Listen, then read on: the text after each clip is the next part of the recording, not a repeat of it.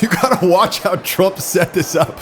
He didn't just ignore her. He set it up so she would look and then he could ignore her even more dramatically. So let's actually bring this back. So Kamala walks in, switches sides with her husband for strategic purposes. And then when she sits down, Trump eggs her on, right? Look at him. So you know how you can feel when people are looking at you, when someone's staring at you?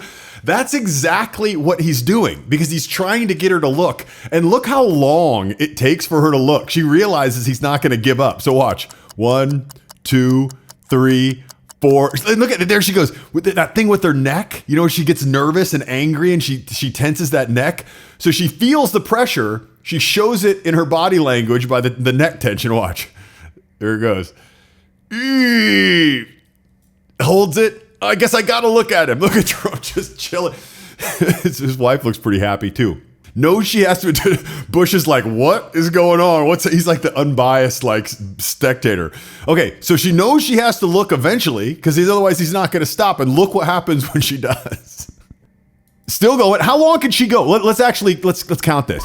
1, 2, 3, 4, 5, 6, 7, 8, and then right when she looks, Obama gets his attention. Now, here's the question. We're going to look at this really in depth. Did Obama do this intentionally? You would have to be really smart and intentionally trying to diss Kamala Harris to do this. Because, okay, let's break this down first and then I'll tell you what I think Trump was thinking. But let's see. Does Obama look at her when she looks? Is he waiting? Okay, I don't think so because he actually does it before Harris looks. If you look, he gets, because think about this strategically. If Obama would have wanted Harris to look bad, he'd have waited right until she looked and then get his attention so it would have looked like Trump ignored her. But it looks like he does beforehand. So let's see. She's not looking yet. He's going and then she goes. Okay, so, but the real question is, Trump obviously was waiting for her to look. And so Trump could have like waved or acknowledged her, but instead took this opportunity to talk to Obama and ignore her. But what do you think? Here's the question. And if you have a comment or a thought about this, let me know in the comments. What do you think Trump was going to do when she inevitably turned to look at him? Do you think that he was just going to say hello and greet her? Or do you think there was something more strategic in mind? Do you think he would have turned when she turned to look at him and ignored her? It's hard to know, but I have a hard time thinking that he was just waiting for her to turn. And when she did, he was going to be like, oh, hello, it's great to see you because there's so much bad. But maybe so. You never know. Maybe he would have done that. See, Melania feels the pressure too. And she's like, what is going on here? How long is he going to stare? Obama looks really pleased that she's around. Look at this smile ear to ear on Obama's face. Just ear to ear. So happy she's arrived.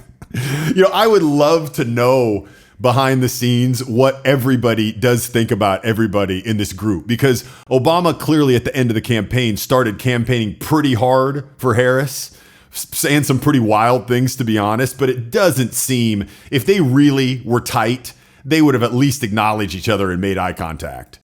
So what does he do instead? Goes to his good old buddy, his longtime friend Trump, to break the awkwardness and talk. So when you look at this breakdown, which is pretty in-depth, sometimes people think, oh, it's way over the top. And this is a pretty granular breakdown.